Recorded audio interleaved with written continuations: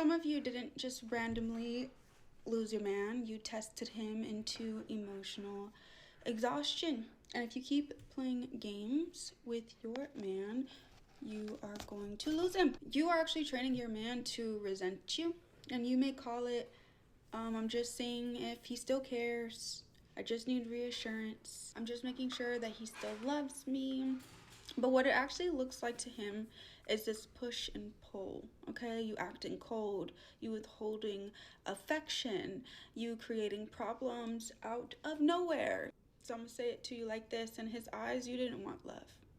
You wanted proof that you're lovable over and over and over and over and over again. And before you argue with me, okay? What you don't realize is that every test that you set up for him felt like a trap.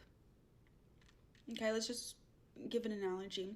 It's like someone who's gonna go take a test, and every single time they pass the tests just keep coming, and they're harder and more emotionally exhausting, each one. And no matter how many times he passes a test, you keep creating a new one for him.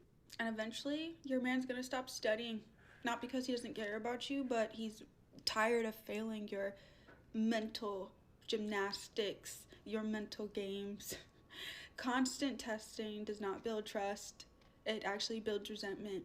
And I'm gonna go even deeper here. When you do that push and pull, right, as a test, what you're actually training him to do is believe that closeness will come with conflict. Yeah. You're also teaching him that effort will always lead to it never being good enough. So you're actually creating a quite passive, avoidant man eventually. He's gonna start to detach, not instantly, but gradually. All right? Let me say this. I've experienced this. When dating and I think being unhealed is it could be a spectrum, but you have to know just how much you can, I don't want to say tolerate, but just essentially what your capacity is. And you have to be willing, especially early in the process of getting to know somebody, willing to really, really vet. And I'm not talking about just check boxes. I'm talking about make time to listen, to hear that person's heart and where they are, to be able to catch these signs of someone being not necessarily just unhealed, but dangerously unhealed. Because there's something that we are all healing from in an area that we need to be more evolved and developed. But it's something else when someone is dangerously unhealed because the lack of healing in them, they start to, or they take it out on their partner. That's dangerous. And I've dated a woman to where it's been really challenging to to stay connected and to have belief in it because of the inconsistency emotionally. And as she said, like the push and pull and the constant testing of like, hey, do you really, really want me? Do you really, really value me? And it never ends. And to think that, marrying someone will change that, you're out of your mind. It only intensifies if we're being honest. And even though I've never been married, I just know from others who are married, who've shared, who come before us, I don't think there's anything new under the sun, who say, things in a person or about a person doesn't change. If anything, it becomes more intensive because you're married and you're with them. But what she's saying is spot on. And this is for men and for women. I don't think it's just a woman's thing. But she's speaking to women. I'm assuming that's her audience. Let's let her finish. And you're gonna be like, oh, he changed. No, he didn't. No, he didn't. He didn't change. He adapted. He didn't stop loving you. He just got tired of trying to prove that he loves you. That's why there's now less emotion, less effort. It's like when your phone is on 1%, right? And you're trying to play games on your phone, and you're trying to open up apps, and then you're shocked that it shut down on you. You drained the battery, sweetheart. You drained the relationship until there was nothing left to give.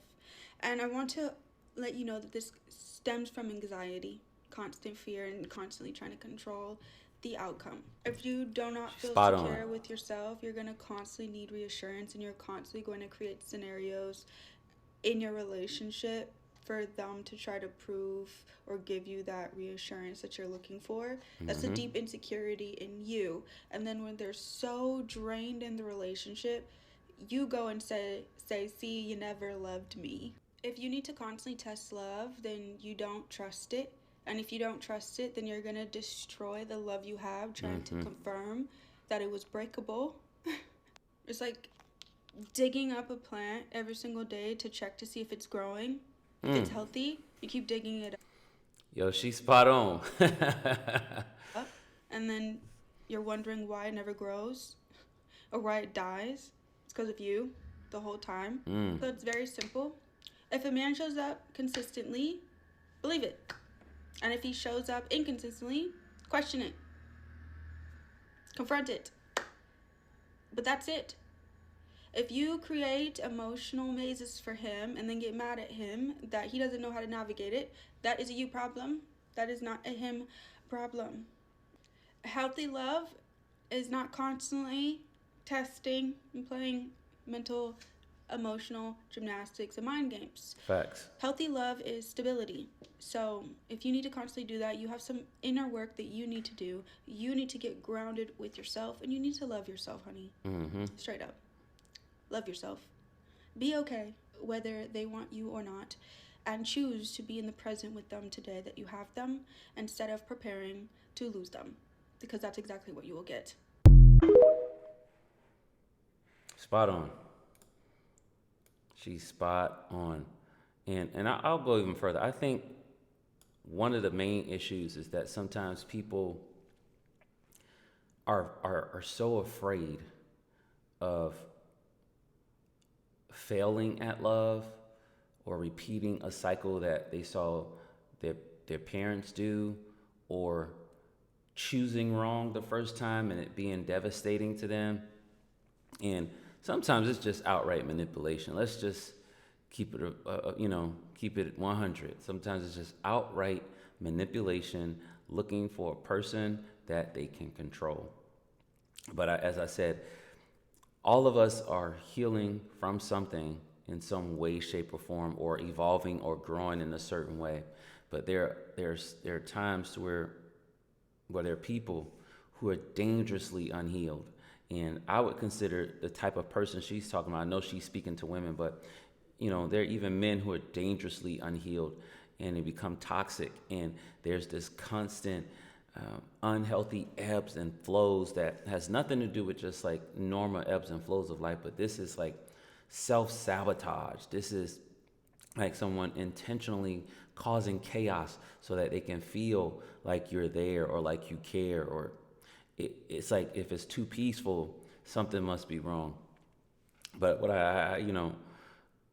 as I said earlier, you gotta vet properly. You gotta have conversations. You have to just do more talking and get to know a person deeper. And it doesn't mean you don't like them. It doesn't mean that you wouldn't want to be with them. It means sometimes like, hey, they're not in the space just yet to where you can have something healthy with them, and you can't force it, because if you do, it'll do a lot of damage. And that's really a choice. If you want to commit to that, then you should. If not, then you shouldn't. And that's just what it is. But ultimately, you get burnt out. Essentially, you get burnt out. But I'll leave it at this.